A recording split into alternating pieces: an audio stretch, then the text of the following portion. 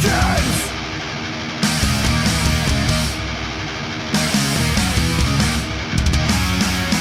Get to the chopper. It's the only way out. Get to the chopper. Get to the chopper. Get to the chopper. Get to the chopper. Get to the chopper. Get to the chopper. On this episode of On the Set for October Horrorfest, I'm checking out the prequel to The Thing from 2011. Yes, that's right, the prequel to John Carpenter's classic, which was made almost 30 years later. And it stars Joel Edgerton and Mary Elizabeth Winstead. So let's get into it.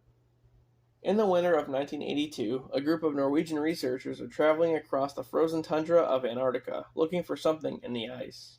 Just as they arrive at the site, they fall into the ice and somehow don't die. Then, back in America, Dr. Kate Lloyd, a paleontologist, is recruited by Sander, a friend of one of the Norwegians, to go investigate their find. There they fly to Thule, which is a research station, with pilots Carter and Jameson. At the station, the head of the research base, Edvard, introduces his team and shows off what was found: an alien spacecraft buried underground. Also, a mysterious being that's frozen in the ice. So they manage to dig up the creature and take it back to base. They deem the creature some sort of alien. Well, obviously.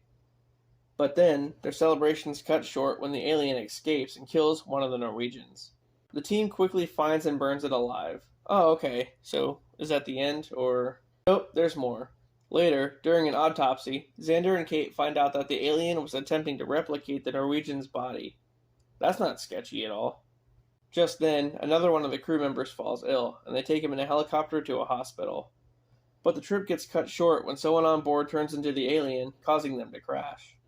With half the team, including the pilots, assumed dead, Kate does more research and learns that the alien can become literally anyone. But it cannot replicate inorganic material, like their tooth fillings, any metal plates in their bodies, or jewelry of any kind. With that information, everyone panics and trust is thrown completely out the window. The remaining group gather in a lab to collect blood samples to see who's still human. But suddenly, the lab gets sabotaged before they can find out any results. Then, Kate has everyone line up to check their mouths for fillings. Now tell Lars to open his mouth. Huh?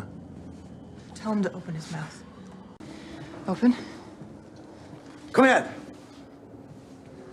Vis ut tennene dine. Åpne opp kjeften! Kjeften, din jævla tulling. Okay, come on. Okay. Just do it. Kate. Do it! Open your mouth.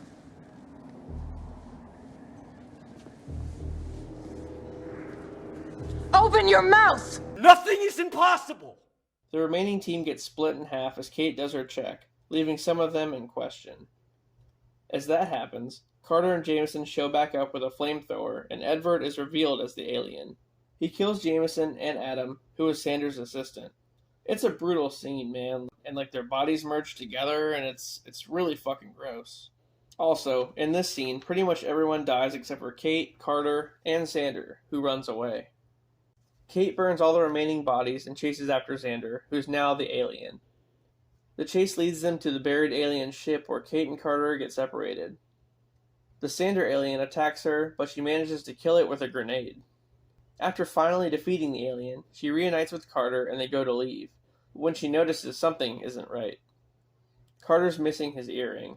Kate mentions this to him, and when he reaches for the wrong ear, she torches him with the flamethrower. Then, she gets into a vehicle and drives away. In the mid-credit scene, Matthias, a Norwegian pilot, returns to the station to find it in complete ruin. Lars, the only one left alive, comes out with a gun and demands for him to open his mouth. Then, a rogue dog emerges and runs away into the wilderness. But it's no dog. So Lars and Matthias go after it in the helicopter, but to no avail. The end.